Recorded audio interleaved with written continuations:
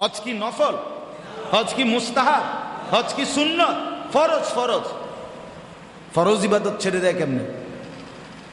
হ্যাঁ, ছেলে যদি বিদেশ থেকে টাকা দেয় তাইলে আপনি হজে যাবেন, এটা কোন মাসালা শরীয়তে? কথা বলেন না। তিনও মাইয়া যদি বিয়ে দিতাম পারি তাইলে যদি পারি হজে যাবো, নালে না। এটা কত নম্বর মাসালা?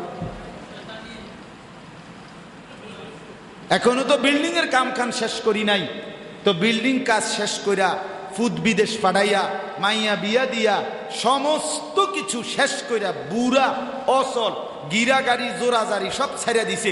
এবারে কয় যা আর জন দুনিয়ার কোনো কাম নাই, তো চলো আল্লাহর ঘর কান ছাইয়াই।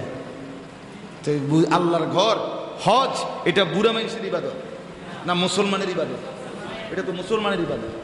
হজ্জের মাস, হজের এই পবিত্র মাসে আমি কোরআনুল কারীমের আয়াত পড়ছি, শুধু তর্জমা বলি। আল্লাহ তাআলা বলছেন হজ আমি আল্লাহ ফরজ করেছি কাবা ঘরকে কেন্দ্র করে। তো কাবা ঘরকে কেন্দ্র করে আমি ফরজ করেছি হজ। কেন? আল্লাহ বলেন এই কাবার অনেকগুলো বৈশিষ্ট্য, এই বৈশিষ্ট্যগুলো থাকার কারণে আমি আল্লাহ হজ ফরজ করেছি।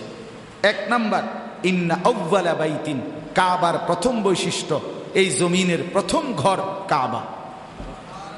দুই নাম্বার, উদিআ লিন্নাস, এই ঘরটা বানানোই হয়েছে মানুষের জন্য। সুবহানাল্লাহ, কার জন্য?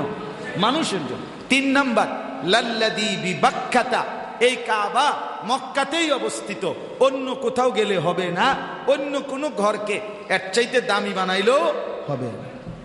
চার নাম্বার, মুবারাকান, এই ঘর বরকতের খাজানা, বরকতের খনি, বরকতের কেন্দ্র। সুবহানাল্লাহ, আল্লাহর ঘর কাবা।